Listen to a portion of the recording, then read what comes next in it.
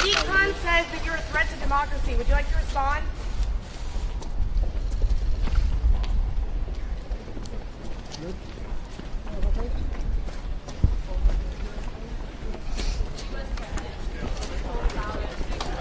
U.S. press only. Yeah, U.S. press, UK state. U.S. press only. U.S. I got bumped in the middle.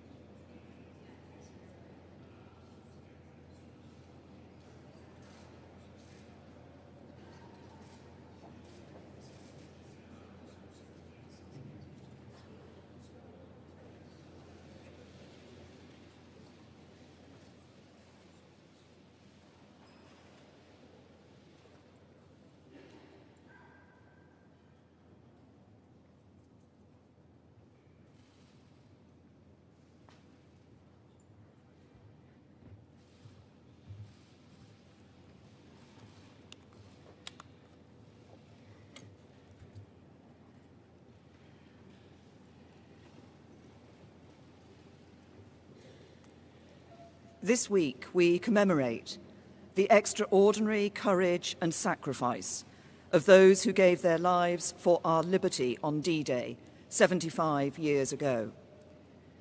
As leaders prepare to gather here from across the world, it is fitting that we begin with a celebration of the special relationship between the United Kingdom and the United States, enduring partners who stood side by side on that historic day and every day since. For generations, at the heart of the transatlantic alliance has been our shared democratic values, our common interests, and our commitment to justice. It is that unity of purpose that will preserve the deep-rooted ties between our people and underpin our nation's security and prosperity for the next 75 years and beyond. So I am very pleased to welcome the President of the United States of America on this state visit to the United Kingdom. For the past 2.5 years, the President and I have had the duty and privilege of being the latest guardians of this precious and profound friendship between our countries. As with our predecessors, when we have faced threats to the security of our citizens and our allies, we have stood together and acted together.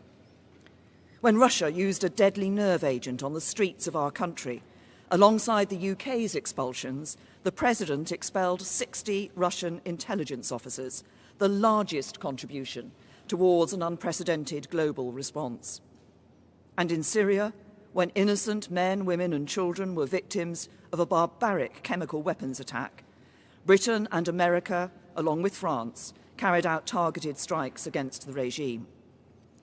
Since we spoke about NATO during my first visit to the White House, we have maintained our support for this crucial alliance.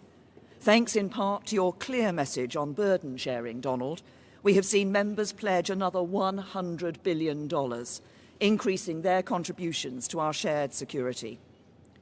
And I'm pleased to announce that NATO will soon be able to call on the UK's Queen Elizabeth-class aircraft carriers and F-35 fighter jets to help tackle threats around the world.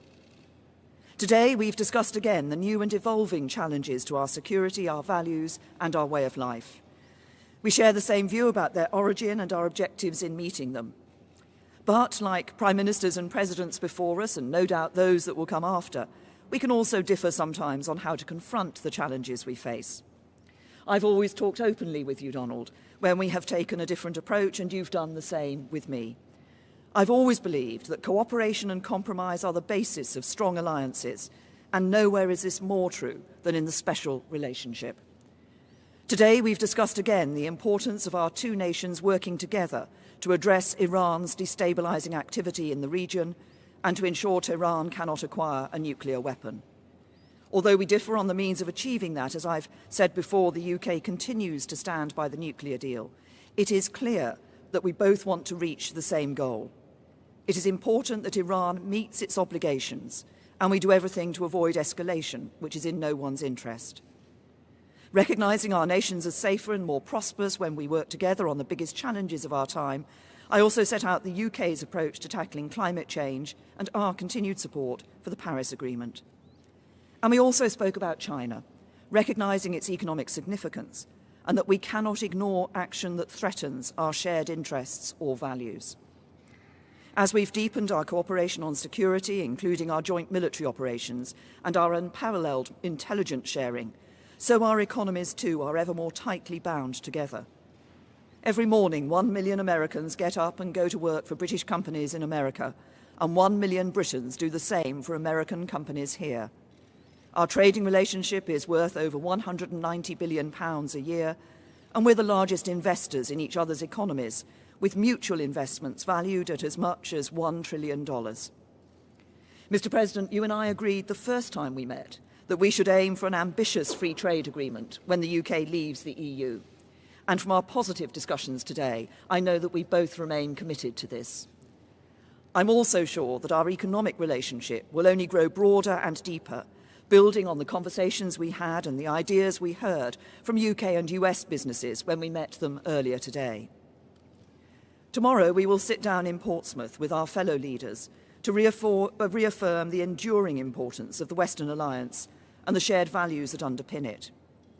And as we look to the future, in the years and in the generations ahead, we will continue to work together to preserve the alliance that is the bedrock of our shared prosperity and security, just as it was on the beaches of Normandy 75 years ago. Mr. President.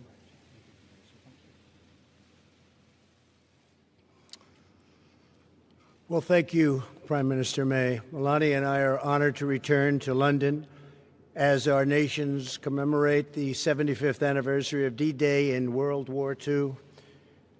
We want to thank Her Majesty the Queen, who I had a lovely dinner with last night, a fantastic person, fantastic woman, for so graciously inviting us to this state visit.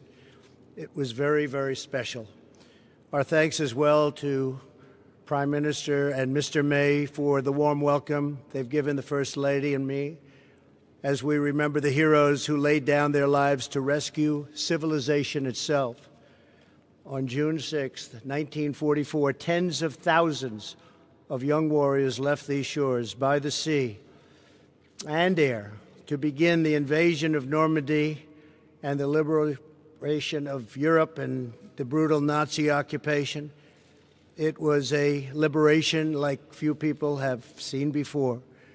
Among them were more than 130,000 American and British brothers in arms. Through their valor and sacrifice, they secured our homelands and saved freedom for the world. Tomorrow, Prime Minister May and I will attend a commemoration ceremony in Portsmouth, one of the key embarkation points for the invasion. More than 1.5 million American service members were stationed right here in England in advance of the landings that summer. The bonds of friendship forged here and sealed in blood on those hallowed beaches will endure forever. Our special relationship is grounded in common history, values, customs, culture, language, and laws. Our people believe in freedom and independence as a sacred birthright and cherished inheritance worth defending at any cost. As the Prime Minister and I discussed in our meetings today and yesterday, the United States and the United Kingdom share many goals and priorities around the world. I want to thank the people of the United Kingdom for their service and partnership in our campaign to defeat ISIS. As we announced a few months ago, ISIS's territorial caliphate in Syria and Iraq has been completely obliterated, defeated. The United Kingdom is also a key partner in NATO. The Prime Minister and I agree that our NATO allies must increase their defense spending. We've both been working very hard toward that end, and we are very current, and some of them are not. We can't allow that to happen, but I appreciate everything you've done in that regard. We expect a growing number of nations to meet the minimum 2% of GDP requirement. To address today's challenges, all members of the alliance must fulfill their obligations. They have no choice. They must fulfill their obligation. Among the pressing threats facing our nations is the development and spread of nuclear weapons. Perhaps that's our greatest threat. The United States and the United Kingdom are determined to ensure that Iran never develops nuclear weapons and stops supporting and engaging in terrorism. And I believe that will happen. In protecting our nations, we also know that the border security is national security. Today, the Prime Minister and I discussed our thriving economic relationship. Both countries are doing very well, and participated in a roundtable with industry and business leaders. I can say probably the biggest business leaders anywhere in the world. Our nations have more than $1 trillion invested in each other's economics. The United Kingdom is America's largest foreign investor and our largest European export market. That's a lot of importance. As the UK makes preparations to exit the European Union, the United States is committed to a phenomenal trade deal between the U.S. and the UK. There is tremendous potential in that trade deal. I say probably 2 and even 3 times of what we're doing right now. Tremendous potential. 75 years ago this Thursday, courageous Americans and British patriots set out from this island toward history's most important battle. They stormed forward out of ships and airplanes, risking everything to defend our people and to ensure that the United States and Britain would forever remain sovereign and forever remain free. Following this press conference, Prime Minister May, Mr. May, the First Lady, my family and I will visit the legendary Churchill War Rooms beneath the streets of London. I look forward to that. In his famous speech on this day in June 1940, Prime Minister Churchill urged his countrymen to defend our island, whatever the cost may be. As we mark this solemn anniversary of D-Day, we remember that the defense of our nations does not begin on the battlefield, but within the heart of every patriot. Today, let us renew our pledge, engraved at the American Cemetery in Normandy and inscribed by President Dwight Eisenhower in St. Paul's Cathedral, right here in London, that the cause for which they died shall live. Prime Minister May, it's been a true honor. I have greatly enjoyed working with you. You are a tremendous professional and a person that loves your country dearly. Thank you very much. Really an honor. Thank you for the invitation to memorialize our fallen heroes and for your partnership in protecting and advancing the extraordinary alliance between the American and the British people. It's the greatest alliance the world has ever known. Thank you, Prime Minister. Thank you. Thank you. Thank you very much.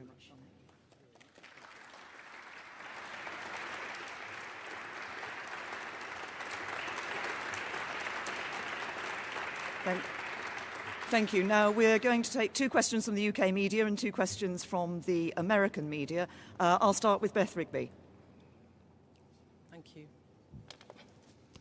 Thank you, Prime Minister President Trump. Beth Rigby from Sky News. For you, President Trump, as you hold talks with the current Prime Minister, the leader of Her Majesty's opposition has been addressing a protest rally against your visit in Trafalgar Square. He says he's disappointed you attacked the London mayor, and he criticised your record on refugees. What do you have to say to him? And is this man someone you could do a trade deal with? And to you, Prime Minister, do you think that Sadiq Khan is a stone-cold loser? Thank you. You're talking about the Mayor of London. Is that who you said? Yes? Well, I think he's been a not very good mayor, from what I understand. He's done a poor job. Crime is up, a lot of problems. And I don't think he should be criticizing a representative of the United States that can do so much good for the United Kingdom. We talked about it before. He should be positive, not negative. He's a negative force, not a positive force. And if you look at what he said, he hurts the people of this great country. And I think he should actually focus on his job. It'd be a lot better if he did that. He could straighten out some of the problems that he has and probably some of the problems that he's caused. Thank you. Gonna...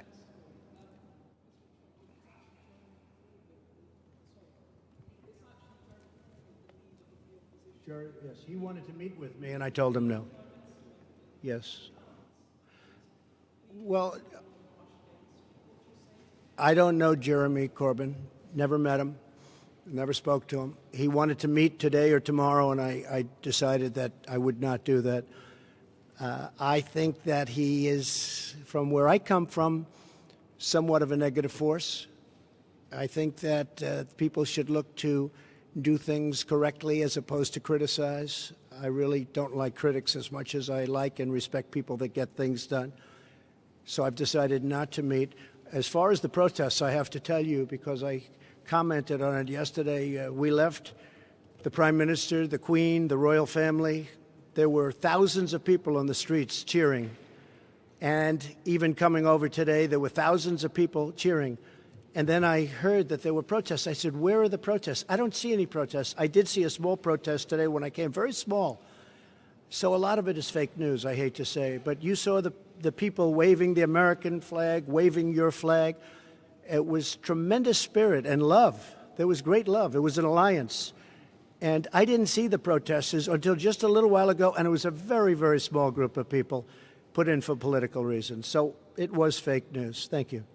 And I would say to both the Mayor of London and to Jeremy Corbyn, the discussions that we have had today are about the future of this most important relationship between the US and the UK.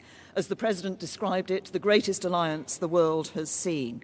It is this deep, special relationship and partnership between the United States and the United Kingdom that ensures our safety and security, and the safety and security of others around the world too. And it is this relationship that helps to ensure there are jobs that employ people here in the UK and in the United States, that underpins our prosperity and our future. That is a relationship we should cherish. It is a relationship we should build on. It is a relationship we should be proud of. Mr. President, would you like to... Big, and this really is a very big and important alliance. And I think people should act positively toward it because it means so much for both countries. It means so much, and it's been so good. Steve Holland. Yes, go ahead, Steve. Thank you, Mr. President. Thank you. Is that on? There. What is your current view on Brexit, sir? Should Britain leave the European Union if there is no agreement by October 31st? And for the Prime Minister, what would be the ramifications for the UK if there is not a deal? Well, I don't like to take positions in things that I'm not, really. I understand the issue very well. I really predicted what was going to happen. Some of you remember that prediction. It was a strong prediction made at a certain location on a development we were opening the day before it happened. And I thought it was going to happen because of immigration more than anything else, but probably it happens for a lot of reasons. But I would say, yeah, I would think that it will happen, and it probably should happen. This is a great, great country, and it wants its own identity. It wants to have its own borders. It wants to run its own affairs. This is a very, very special place, and I think it deserves a special place. And I thought maybe for that reason, and for others, but that reason it was going to happen. Yeah, I think it will happen. And I believe the Prime Minister's brought it to a very good point where something will take place in the not-too-distant future. I think she's done a very good job. I believe it would be good for the country, yes. And from my point of view, I believe it is important for us to deliver Brexit. We gave that choice to the British people. Parliament overwhelmingly gave the choice to the British people. We should now deliver on that choice. I continue to believe that actually it's in the best interests of the UK to leave the European Union in an orderly way with a deal. I think we have a good deal. Sadly, the Labour Party and other MPs have so far stopped us from delivering Brexit and that deal. But we will, but obviously this is an issue that is going to continue here in the UK. I think the important thing is we deliver Brexit, and once we're out of the European Union, we will be able to do what we've been talking about today and develop not just that free trade agreement, but a broader economic partnership into the future. If I could just follow up on a related matter, Mr. President, are you prepared to impose limits on intelligence sharing with Britain if they do not put in place some restrictions on Huawei? No, because we're going to have absolutely an agreement on Huawei and everything else. We have an incredible intelligence relationship, and we will be able to work out any differences. I think we're not going to have it. We did discuss it. I see absolutely no limitations. We've never had limitations. This is a truly great ally and partner, and we'll have no problem with that. Okay? Francis. Mr. President, Francis Elliott from The Times. Do you agree with your ambassador that the entire economy needs to be on the table in a future trade talk, a trade deal, including the NHS? And Prime Minister, are you tempted to take the Prime Minister President up at his word and stick around for a bit until the trade deal is done? I think we're going to have a great trade deal, yes. I think we're going to have a great and very comprehensive trade deal.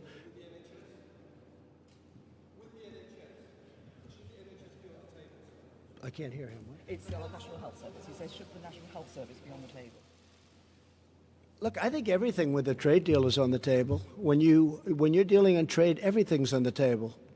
So NHS or anything else, or a lot more than that. But everything will be on the table, absolutely. Okay. But the point about making trade deals is, of course, that both sides negotiate and come to an agreement about what should or should not be in that trade deal for the future. And as regards your second question, Francis, nice try, but no. Look, I'm a woman of my word. Mr. President, would you like to? John, please. Mr. President, thank you. Mr. President, domestically, in recent days, Mexico has stepped up apprehensions and deportations of Central American migrants. That's good. This could possibly be in response to your threat of tariffs. Has Mexico Not possibly be. Has Mexico done enough to avoid tariffs, which will be imposed in some 6 days from now? No, we haven't started yet. But the threat is out there. Yeah, the threat is out there, but we haven't really started yet. No, this will take effect next week. And what 5%. And what do you think of Republicans who say that they may take action to block you imposing those tariffs? No, I don't think they will do that. I think if they do, it's foolish. There's nothing more important than borders. I've had tremendous Republican support. I have a 94% approval rating as of this morning in the Republican Party. That's an all-time record. Can you believe that? Isn't that something? I love records. But we have a 94% approval rating in the Republican Party. I want to see security at our border. I'm going to see great trade. I'm going to see a lot of things happening, and that is happening. And as you know, Mexico called. They want to meet. They're going to meet on Wednesday. Secretary Pompeo is going to be at the meeting, along with a few others that are very good at this, and we are going to see if we can do something. But I think it's more likely that the tariffs go on, and we'll probably be talking during the time that the tariffs are on and they're going to be paid. And if they don't step up and give us security for our nation, look, Millions of people are flowing through Mexico. That's unacceptable. Millions and millions of people are coming right through Mexico. It's a 2,000-mile journey, and they're coming up to our border. And our Border Patrol, which is incredible, they're apprehending them. But our laws are bad because the Democrats don't want to pass laws that could be passed in 15 minutes, that could be passed quickly. In one day, it could change. But even beyond the laws, Mexico shouldn't allow millions of people to try and enter our country. And they could stop it very quickly. And I think they will. And if they won't, we're going to put tariffs on. And every month, those tariffs go from 5% to 10% to 15% to 20% and then to 25%. And what will happen then is all of those companies that have left our country and gone to Mexico are going to be coming back to us. And that's okay. That's okay. But I think Mexico will step up and do what they should have been done. And I don't want to hear that Mexico is run by the cartels and the drug lords and the coyotes. I don't want to hear about that. A lot of people are saying that. Mexico has something to prove. But I don't want to hear that they're run by the cartels. You understand. You report on it all the time. A lot of people do. That would be a terrible thing. Mexico should step up and stop this onslaught, this invasion into our country, John. And Prime Minister May, you tried 3 times to get a deal on Brexit. At this point, do you believe that a deal on Brexit is possible, or is this a Gordian knot? President Trump says that you didn't take his advice in terms of negotiation. Should you have? Would that have made a difference? And President Trump, if I could ask a follow-up, you had a conversation with Boris Johnson. Could we ask what you spoke about, and will you meet with Michael Gove today? Well, first of all, on the first issues, I said in answer to an earlier question, I personally believe, that it is in the best interests of the UK to leave the European Union with a deal. I believe there is a good deal on the table. Obviously, it will be for whoever succeeds me as Prime Minister to take this issue forward. What is paramount, I believe, is delivering on Brexit for the British people. And I seem to remember the President suggested that I sued the European Union, which we didn't do. We went into negotiations and we came out with a good deal. Yeah, that's not such a... I would have sued, but that's okay. I would have sued and settled, maybe, but you never know. She's probably a better negotiator than I am, Jeremy. But you know what? She has got it, in a sense, John. That deal is teed up. I think that deal is really teed up. I think they have to do something. And perhaps you won't be given the credit that you deserve if they do something. But I think you deserve a lot of credit. I really do. I think you deserve a lot of credit. Okay? Yes, John? So I know Boris. I like him. I've liked him for a long time. I think he'd do a very good job. I know Jeremy. I think he'd do a very good job. I don't know Michael. But would he do a good job, Jeremy? Tell me.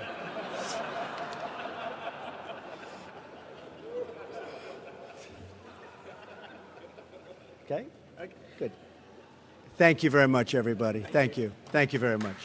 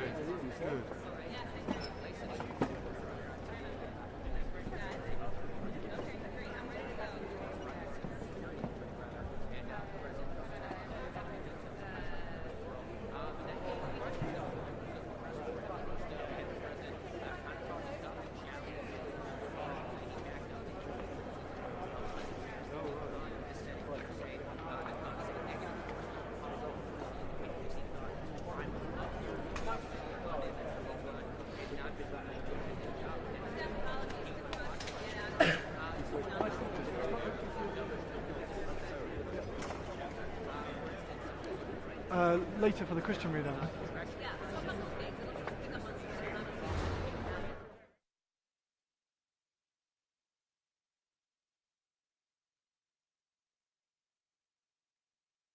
Thank you.